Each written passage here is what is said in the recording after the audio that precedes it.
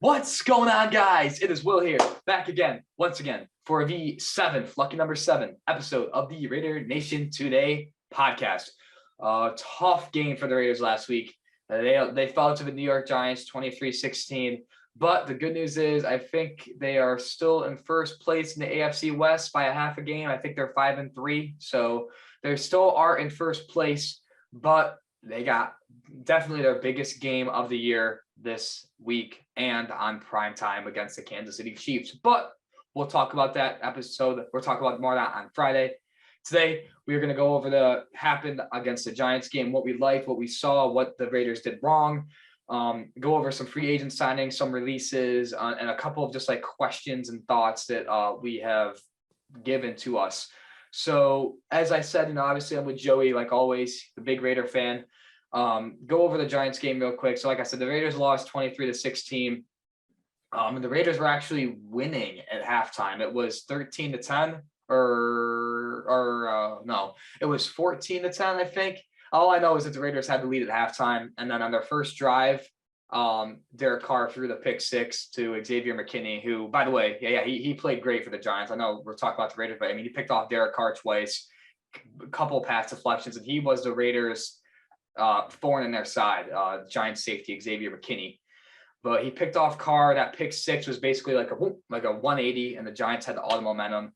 They only scored one offensive touchdown, but the Raiders could not figure out the Giants defense, which I told you, Joey, that's how the Giants defense works. You ever figure it out and they're terrible, or you don't figure it out and you struggle. And the Raiders didn't figure it out and they struggled. I know me and you talked, we said that Derek Carr didn't really play the greatest. He had a couple picks, a couple bad reads, missing Darren Waller. I know we talked about that. He was wide open and he just missed him. His first game without Henry Ruggs, and it kind of showed the Raiders offense definitely could have used him. So before we get into like what we like to see, like what we are going to talk about individually, we're going to talk about the offensive line, Derek Carr himself, the defense, and the play calling today. Those are the 4 points we got. So I'm gonna ask you, Joey, just give you your quick thoughts on what happened with the Raiders game. What did you like to see? Just your overall overview of the game last Sunday.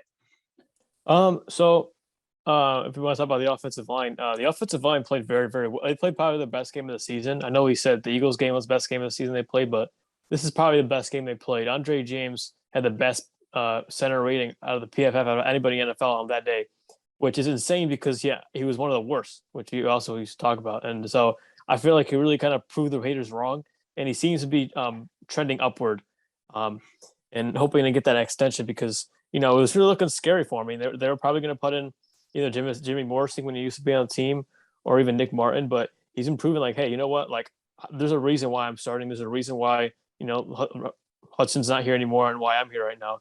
And he played phenomenal. I give major props to him. He's proven everybody wrong, including me. I thought, he wasn't going to be much, but it seems like if he keeps trending upward that, he's going to be a good center and for a while for the Raiders. So major respect goes out to him. Leatherwood played very, very well as well.